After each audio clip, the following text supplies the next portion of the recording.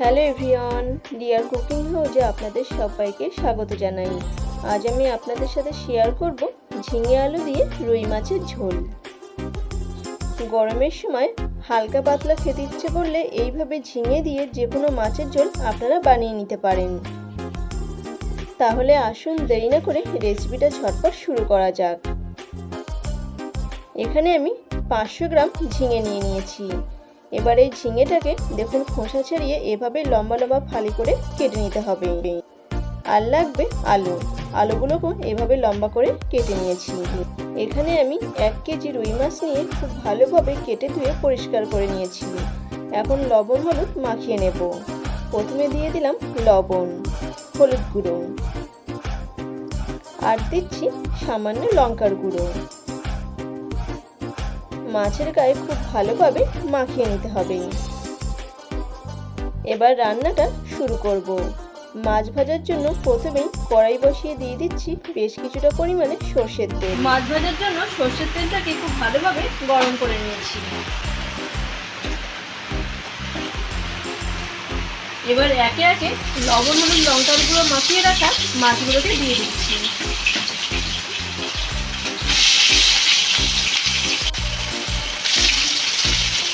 একেবারে সমস্ত মাছ ভাজবো না, দুবারে মাছগুলোকে ভেজে নেব।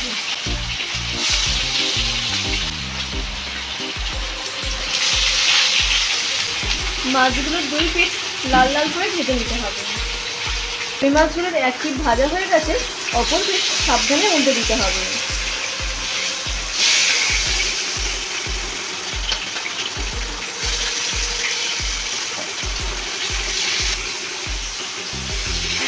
দেখতেই পাচ্ছেন মাছগুলো কত সুন্দর লাল লাল হয়ে ভাজা হয়ে গেছে। দেখুন মাছগুলোকে খুব ভালোভাবে ভেজে নিয়েছি। এবার একে একে মাছগুলোকে তুলে নিতে হবে। একটা প্লেটে মাছ ভাজাগুলোকে রেখে দিলাম।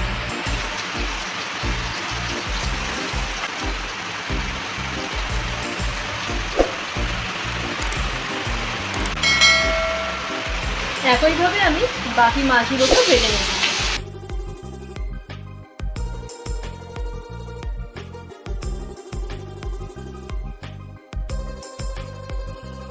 মাছ ভাজার ওই তেলে দিয়ে দিচ্ছি আরও একটু সর্ষের তেল। ফোড়নের জন্য দিয়ে দিতে হবে 1/4 টিস্পুন কালো জিরে, 3টে কাঁচা লঙ্কা চেরা। কালো জিরে আর কাঁচা লঙ্কাটাকে সামান্য একটু নাড়াচাড়া করে নিচ্ছি। এবার দিয়ে দেবো পেঁয়াজ কুচি। এখানে আমি 2টো মিডিয়াম সাইজের পেঁয়াজ কুচিয়ে নিয়েছি। পেঁয়াজটাকে তেলের সাথে নাড়াচাড়া করে হালকা ব্রাউন করে ভেজে নিতে হবে।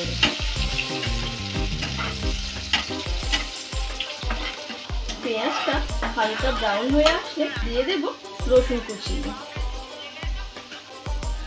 টমেটো কুচি,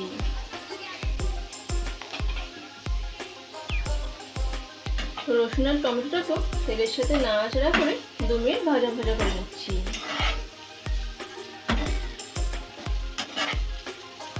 রসুন আর টমেটোটাকে 2 মিনিট সময় ধরে ভাজা ভাজা করে নিয়েছি। এবার দিয়ে দেব কেটে রাখা সবজি। প্রথমে ঝিঙেটাকে দিয়ে দিলাম। এরপর দিয়ে দিতে হবে আলু। ফোড়নের সাথে ঝিঙে আলুটাকে নাড়াচাড়া করে মিশিয়ে নিচ্ছি।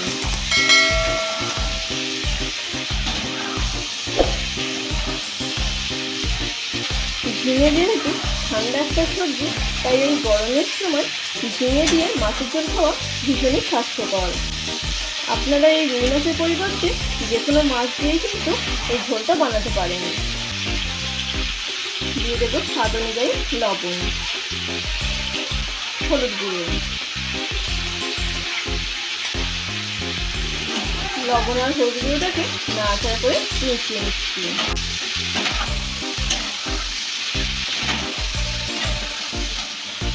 এখন সমস্ত কিছুকে 2 মিনিটের জন্য ঢাকা দিয়ে দেব।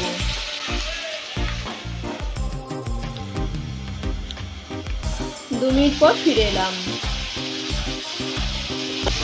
দেখুন লবণ হলুদ দিয়ে ঝিঙে আর আলুটাকে ঢাকা দেওয়ার কারণে ঝিঙে থেকে কিন্তু অনেকটাই জল বেরিয়ে গেছে। এবার একে একে মশলাগুলোকে অ্যাড করব। প্রথমে দিয়ে দিচ্ছি ধনে গুঁড়ো,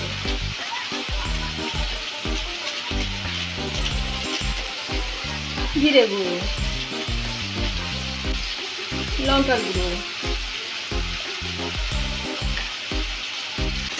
মশলাগুলোকে সবজির সাথে নাড়াচাড়া করে মিশিয়ে নিয়ে বেশ কিছুক্ষণ সময় ধরে কষিয়ে নিতে হবে। এখন আমি 3 থেকে 4 মিনিট সময় ধরে খুব ভালোভাবে কষিয়ে নেব।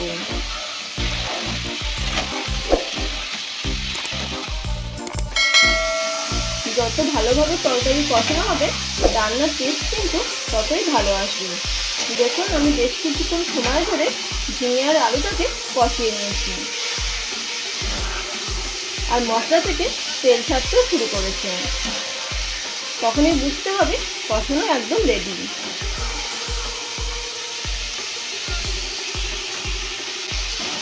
এবার দিয়ে দেব জল।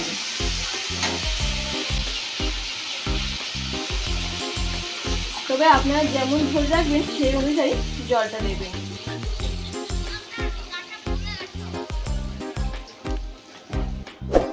ঝোলের মধ্যে আরো একটু লবণ দিয়ে দিলাম।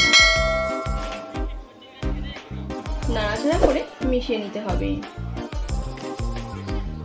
এখন 5 থেকে 6 মিনিটের জন্য ঢাকা দিয়ে দিচ্ছি। 5 থেকে 6 মিনিট পর ফিরে এলাম। এবার দেখে নিতে হবে ঝিঙে আলুটা ভালো মতন সেদ্ধ হয়েছে কিনা। দেখে তো বুঝতেই পারছেন ঝিঙেটা ভালো মতন সেদ্ধ হয়ে গেছে আর আলুগুলো ভালো মতন সেদ্ধ হয়ে গেছে। এবার দিয়ে দিতে হবে আগে থেকে ভেজে রাখা রুই মাছগুলো। প্রথমে রুই মাছের মাথাগুলোকে দিয়ে দিচ্ছি। এবার একে একে ভাজা রুই মাছগুলো।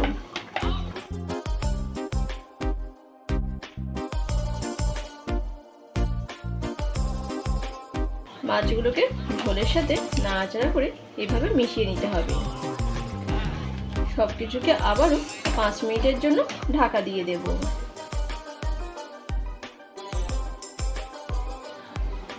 5 মিনিট পর ফিরে এলাম। দেখতেই পাচ্ছেন ঝোলটা অনেকটাই কমে এসেছে। সবশেষে দিয়ে দিতে হবে 1/4 টিস্পুন গরম মশলা গুঁড়ো। গরম মশলা গুঁড়োটা উপর থেকে ছড়িয়ে দিচ্ছি।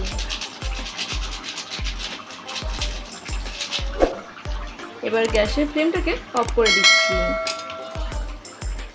হালকা করে একটু নাড়াচাড়া করে মিশিয়ে নিয়ে স্ট্যান্ডিং টাইমে রেখে দিতে হবে। 2 থেকে 3 মিনিট স্ট্যান্ডিং টাইমে রেখে দেওয়ার পর পরিবেশন করব। আমার আজকের এই রেসিপিটি যদি আপনাদের ভালো লেগে থাকে তাহলে অবশ্যই লাইক, শেয়ার এবং সাবস্ক্রাইব করবেন আমার চ্যানেলটিকে। এই রান্নাটা বাড়িতে অবশ্যই একবার করবেন। গরম গরম ভাতের সাথে ঝিঙে দিয়ে রুই মাছের ঝোল দুর্দান্ত লাগে।